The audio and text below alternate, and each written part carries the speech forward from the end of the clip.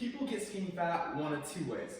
Either A, you've always just been pretty skinny, but also have kind of had this excess fat, or B, you've lost quite a bit of weight, usually 25 pounds plus, but when you get lean, you don't look quite how you expected. It's not lean and strong, it's just kind of scrawny with still probably some excess fat around your belly.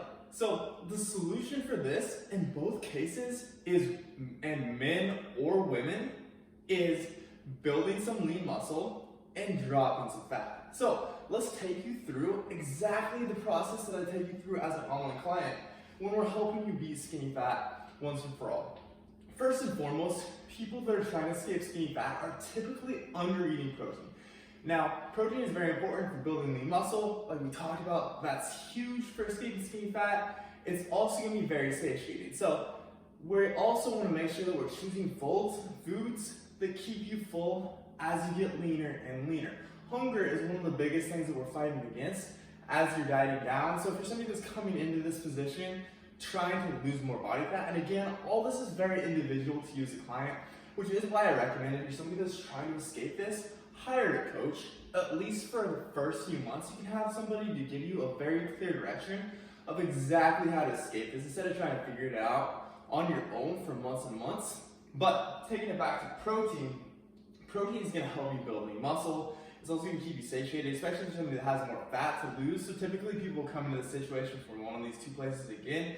Either they'll have a bit of fat to lose, but they'll have more lean muscle, or they just don't have a lot of lean muscle, and that's where we need to prioritize more. And that really affects too what we do with your nutrition as far as calories. So if you have more fat to lose, we want to push you in a larger deficit right away. If you primarily just need to build muscle, and that's going to be the biggest thing that's going to shift your body composition, then we'll keep your calories closer to maintenance, because we don't necessarily want to lose a lot more fat or even for you to lose a lot more weight. We just want to add a little bit more muscle to your frame, and that will actually make you look leaner and more defined. So outside of that, protein is also going to have the highest thermic effect. So you eating more protein, not only is it more likely to be shut up to building muscle, but more calories are burned during digestion, which is going to help with your fat loss as well.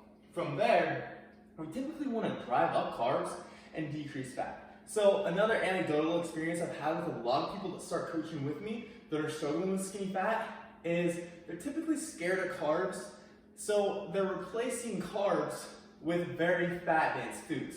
Now, there's not a problem with eating fat at all. It is essential. The thing is, past a certain threshold, which is for most people around 0.3 to 0.4 grams of fat per pound of body weight, we don't really get any added benefits to eating more fat. And since fat is the most calorically dense of all the macros, by eating a lot of fatty foods, we're also eating a lot of calories, which is driving your overall intake very high and adding a bit of excess fat to your frame. So we typically decrease fat to around that 0.3 to 0.4 grams per pound of body weight threshold, and then increase carbs.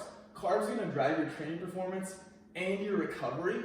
So these will help when we're talking about adding a bit of lean muscle, which again is a very, very important part of no longer being skinny fat. Carbs are going to help you a ton there. Also, this gives us more room to add in more fibrous carbs, which are the second most satiating food next to protein. So there we can also optimize your diet if you are someone that has a little bit more fat to lose, to more foods that are going to keep you full. From here, we also want to implement periodization within your diet. So what this means is if you have a lot of fat to lose, we don't want to just diet you down further and further and further for 6 months to even like a year straight.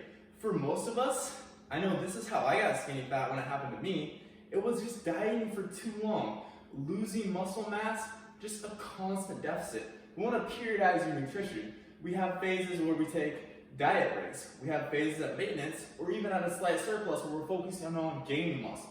Especially for the women watching this, ladies, this is hugely important. If you're chronically dieting, your metabolism is going to adapt, you're going to lose lean muscle, you'll never reach the look you want, you'll be eating very low calories, basically you'll feel like shit all the time.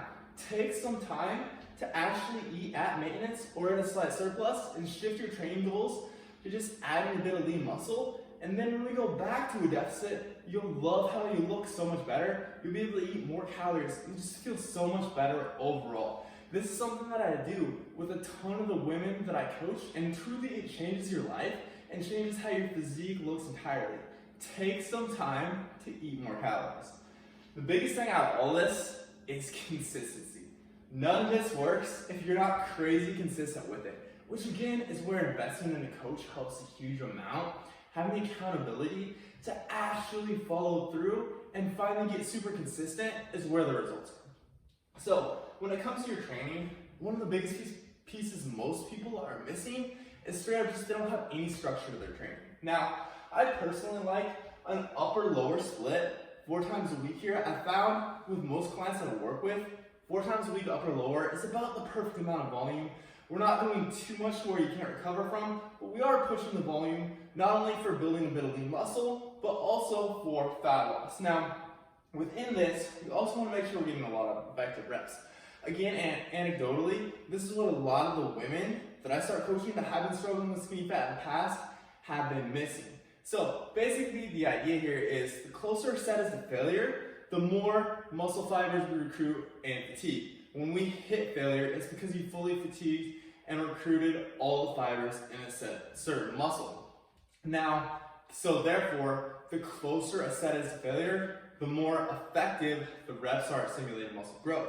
Thing is, if we stop too far from failure, we're not going to get very much out of the set. So you can go and do tons and tons of sets of body weight or super light stuff that would be promoted as toning exercises and actually not get anything out of it. So your sets need to be taken within a few reps of failure to be very effective.